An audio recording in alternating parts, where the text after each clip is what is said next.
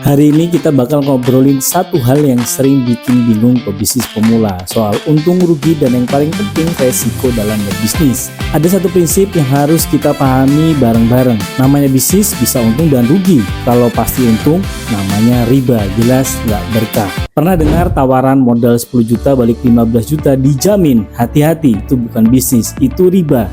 Saya bakal jelasin kenapa dan bagaimana cara kita yang benar dalam berbisnis. Tapi sebelum lanjut, jangan lupa like, subscribe, dan nyalain loncengnya ya. Keep watching. Pertama-tama, saya mau meluruskan satu hal. Bisnis itu wajar ada resiko.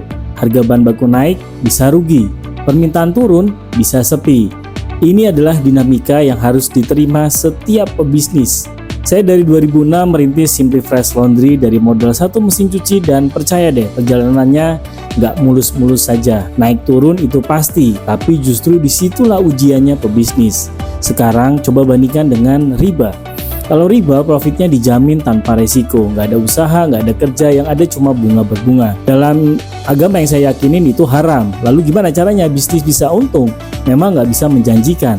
Selain faktor nasib dan rezeki yang kita serahkan pada Allah, yang bisa kita lakukan adalah memperkecil resiko. Caranya, pertama, lakukan riset. Jangan asal buka usaha, pelajari pasarnya. Siapa pesaingnya, apa kebutuhan mereka. Kedua, survei langsung. Turun ke lapangan, lihat kondisi nyata. Jangan cuma lihat dari belakang layar handphone doang. Yang ketiga, gunakan sistem yang teruji. Ini penting banget. Gak usah bikin sistem dari nol kalau ternyata sistem itu masih mentah. Keempat, siapkan produk unggulan yang bikin orang mau balik lagi. Di laundry ini soal kebersihan, aroma, dan kenyamanan. Kelima, SDM yang tangguh. Karyawan yang terlatih, paham SOP, dan punya mental juara. Keenam, brand yang sudah dikenal. Ini yang paling powerful. Brand yang kuat itu membuat konsumen percaya duluan. Nggak perlu capek-capek promosi dari nol. Nah, faktor-faktor yang saya sebutkan tadi, riset, survei, sistem teruji, produk unggulan, dan SDM tangguh, serta brand terkenal, itu semua ditawarkan dalam konsep franchise. Dengan bergabung di Waralaba, Anda nggak perlu membangun bisnis dari nol banget, semua sudah siap, tinggal eksekusi. Seperti Simply Fresh Laundry, Waralaba laundry kiloan pertama di Indonesia. Sudah berdiri sejak tahun 2006, 20 tahun yang lalu. Kecil-kecilan dari Jogja, sekarang sudah buka 402 outlet di 100 kota di 2 negara.